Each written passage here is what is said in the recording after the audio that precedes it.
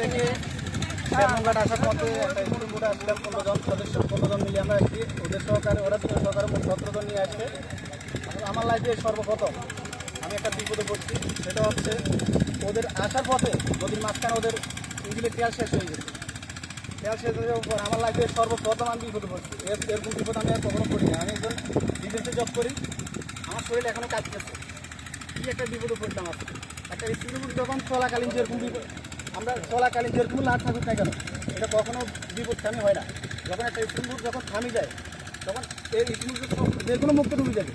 যে একটা বিপদে পড়ছি, মহিলা ছিল কিছুজন কান্নাকাটি, সে আধা ঘন্টা 30 মিনিটের মতো আমরা নদীর মাঝখানে বাঁচছি। একটা লোককে ভাবে ঠিক আছে, বিপদ আসে মানুষের, তবুও আমাদের একটা যোগাযোগ থাকতে হবে। ওদের কোনো গার্ডের সাথে কোনো কপারেশনও ছিল না যে আমি একটা বিপদে পড়তে যে আমাদের হেল্প করবে। আধা ঘন্টা পরে যায় একটা স্কুলের মধ্যে আমাদেরকে তেল দিচ্ছে।